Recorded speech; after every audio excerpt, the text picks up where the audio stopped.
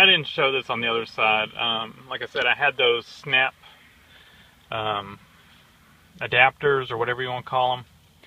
But to me, this is just a much better mounting than trying to snap them in. Those screws, the speakers would screw into those snap things, and then this would snap in. But I'd just rather drill 4 holes, use 4 screws that came with the speaker, so it's not like I had to go get screws or anything, and then mount it solidly to the door. Now, one thing you do want to make sure is if your new speakers are deeper than your old speakers, make sure they're not going to hit the window when the window rolls down. The track on this window does not, it goes about right here. It doesn't go this far over. And looking at our new speakers and our old speakers, they're no deeper. If they would have been, the new speakers did come with these, and we could have used those as spacers. But like I said, we're okay on these because they're not any deeper. These are actually fairly shallow, and they you can see they space the speaker out a little from the mount, so that they stick out a little more, so that they're not so deep. So it's pretty nice how they do that. So we're going to get those wired up and get the screws in. I'll put a thin bead of silicone around here, and that will just make a good watertight seal against here. If any water runs down the window, keep it from running in, and it helps just seal the sound, seal the speaker and all that.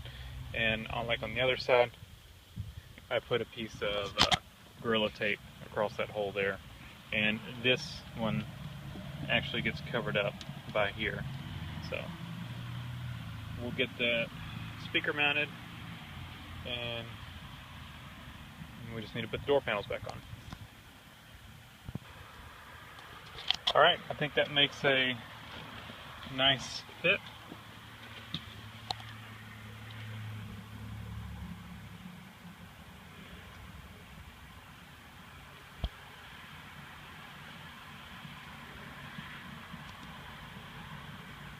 So we're done on the door. We just need to mount our A-pillar, and we'll be done. Well, and put the door panels back on. So I'm going to end this for right now. Like I said, the A-pillars just slide back in there and snap on.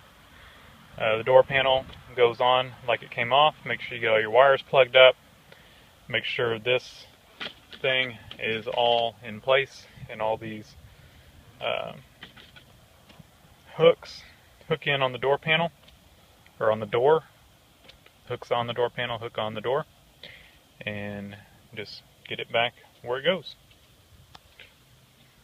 Thanks for watching. So I still have, turn that off right now. I still have the EQ adjusted as it was, bass all the way up, treble almost all the way up, and that's how it was adjusted with the Bose system. And after replacing all the back speakers and leaving the front with the EQ still like that, I could hear from the back more treble. The tweeters, of course,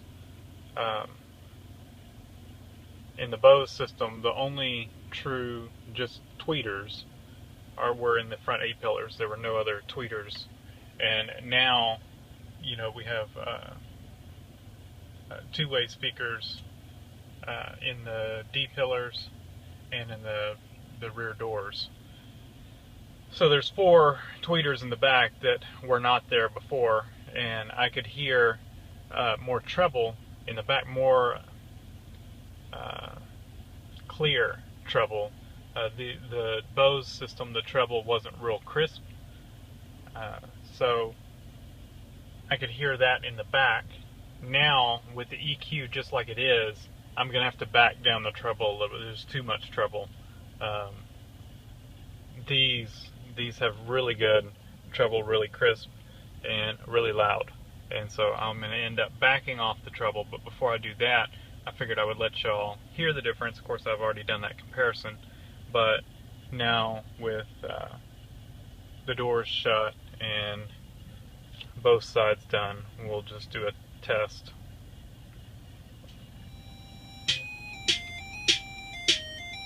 And like I said, I try to use the same music.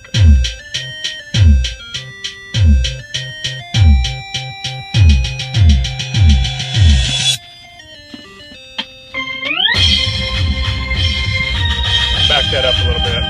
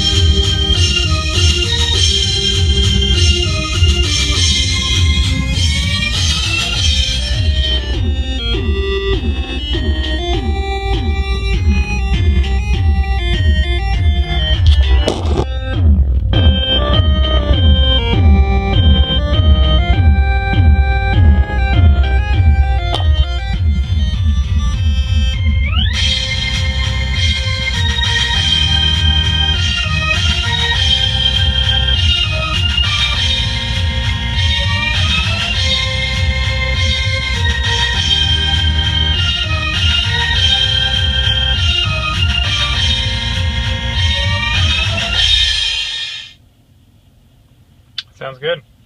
I like it. So the next step will be the head unit, which I have. Found it on Craigslist. I just need to order the harness for it and the steering wheel controls, and then we'll get it installed.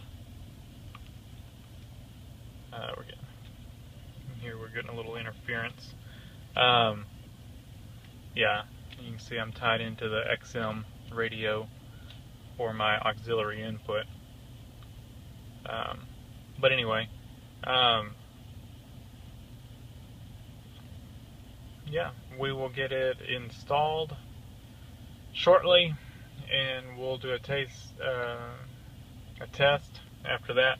While I do that, I will be putting an amp on the stock sub, which is under the center console. I may pull the Bose amp out and put the my amp there.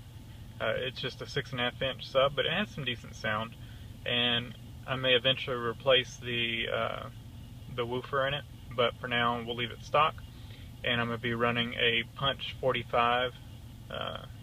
It's an old amp, but it outputs some good power, at least for a single 6.5 inch sub. Should be plenty. And I'll have it bridged.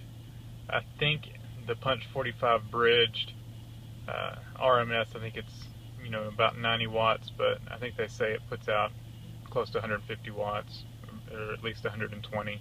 So that should be more than enough for the stock sub woofer, and that will probably end up eventually, if I push it too hard, it would probably end up blowing it. But if it does, we will replace it with a better one. So anyway, thanks for watching.